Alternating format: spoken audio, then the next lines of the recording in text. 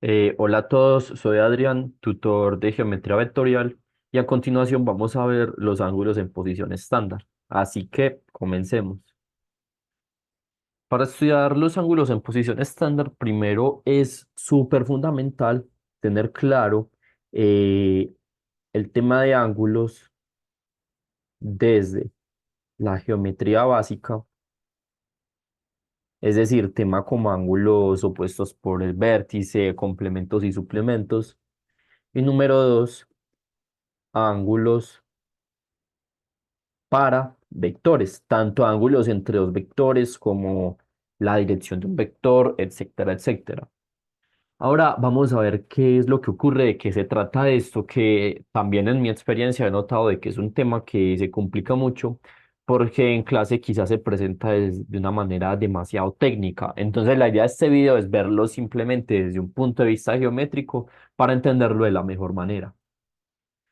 Así que vamos a dibujar acá el plano cartesiano y vamos a hablar de este vector A.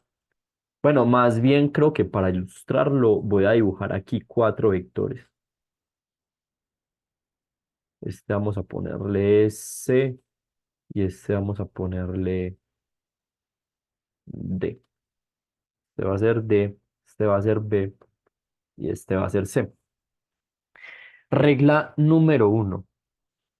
Regla número uno para determinar la dirección de un vector. Siempre los ángulos se toman desde el eje X.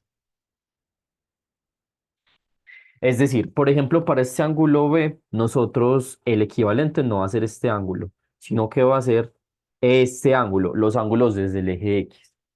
Ahora sí, vamos a comenzar.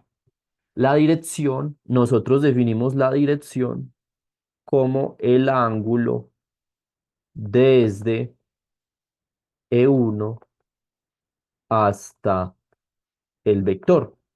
Es decir, por ejemplo, para este ángulo B, vamos a definir que este va a ser su dirección. Para el vector C, esta va a ser su dirección, que va a estar entre 180 y 270. Para el vector D, esta va a ser su dirección, que va a estar entre 270 y 360. Nunca vamos a hacer esto. No vamos a hacer esto porque nos interesa es el ángulo en el sentido contrario a las manecillas del reloj. Así que la dirección siempre va a ser un ángulo entre 0 y 90 grados para el cuadrante uno, 90 y 180 para el cuadrante 2, 180 y 270 para el cuadrante 3 y 270 a 360 para el cuadrante 4. Y hasta ahí nos basamos en la dirección. Ahora, ¿qué son ángulos en posición estándar? Son ángulos que me facilitan los cálculos desde el punto de vista que nosotros usamos las funciones trigonométricas para obtener los valores de los ángulos. Es decir, seno, coseno y tangente. Listo. Ahora, vamos a suponer un ejemplo entonces. Vamos a tomar este vector B y resulta que es que este vector B tiene un valor, su dirección tiene un valor de 120. Listo. Entonces vamos a tener por acá que la dirección del vector B va a ser igual a 120. Ahora, nosotros queremos pensar es cuál es su ángulo en posición estándar. ¿Qué vamos a hacer? Como dijimos, vamos a buscar un equivalente y ese equivalente siempre va a ser el ángulo desde el eje X.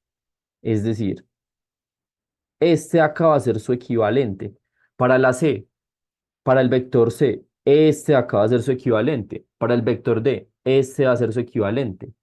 Y como nosotros sabemos geometría básica, sabemos que este ángulo va a ser igual a 60 grados.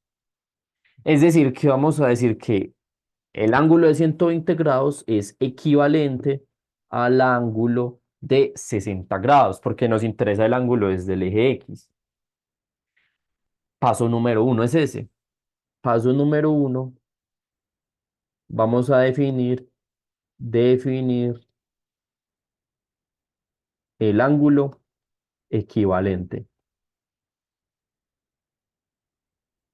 Y ahora sí voy a mover esto para acá y pongámoslo con rojito. Y paso número 2, nos queda por definir cuál es su signo. Es decir, vamos a definir el signo. ¿Cómo definimos el signo, muchachos? Supongo que todos lo han escuchado alguna vez en su vida. Todos sentimos tantas cosas. Así que vamos a mirar en qué cuadrante es positiva nuestra función y con eso será suficiente. Ahora sí, vamos a hacer un ejemplo.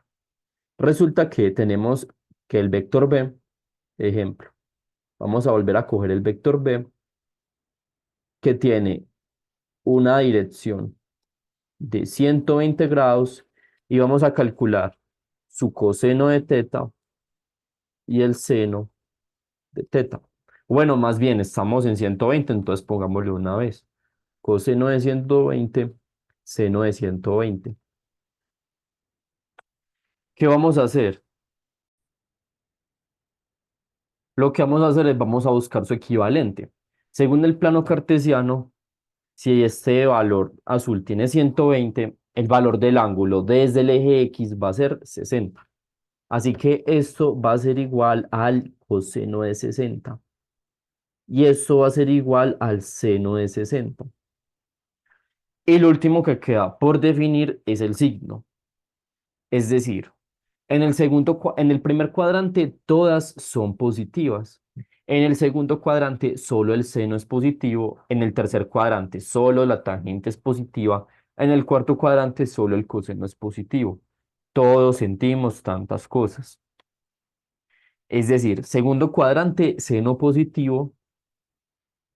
Segundo cuadrante, entonces el coseno será negativo. Por lo tanto, el coseno de 60, sabemos que es un medio, queda el negativo, y el seno de 60 es 3 medios y nos va a quedar positivo. Y esta es la manera como tenemos las funciones trigonométricas para cualquier ángulo. Pues ángulos notables, obviamente. Vamos a hacer un último ejemplo donde vamos a coger ese vector C. Y este vector C vamos a decir que tiene una dirección de 240. Así que la dirección de C es igual a 240 y vamos a hacer lo mismo. Vamos a calcular el seno de 240 y el coseno de 240. Sabemos de que hasta acá hay 180, ¿cierto? Por geometría básica. Pero a nosotros no nos interesa eso. Nos interesa es el ángulo desde el eje X, el más cercano. Siempre será un ángulo entre 0 y 90, ¿cierto? Si este pedazo de acá vale 180, entonces este pedazo de acá tiene que valer 60. 180 más 60, 240. Entonces el seno de 240 será igual al seno de 60. Coseno de 240 será igual al coseno de 60. Solo nos queda saber el signo, si es positivo o negativo. Todos sentimos tantas cosas. Estamos en el tercer cuadrante, solo la tangente será positiva. Así que este será negativo y este será negativo. Pongámoslo con rojo. Y nos vuelve a quedar lo mismo ahorita, raíz de 3 medios, pero negativo. Coseno de 60 es un medio, pero será negativo. Ahora, ¿para qué me sirve eso? Porque a estas alturas ya deberíamos saber forma polar, donde yo puedo escribir el vector C como la magnitud de C que multiplica el coseno de teta, seno de teta. Y si suponemos que su magnitud es, por ejemplo, 10, tendremos el vector 10 por menos raíz de 3 medios menos un medio. Y esto va a ser igual a menos 10 raíz de 3 sobre 2 y menos 10 medios. Y ahí tendremos las coordenadas del vector, solamente me dieron su dirección y su magnitud. De no saber ángulos en posición estándar y cómo hacer este tipo de razonamiento, no podremos calcular las componentes del vector. Esto es todo, espero que les haya servido y nos vemos en un próximo video. Hasta pronto.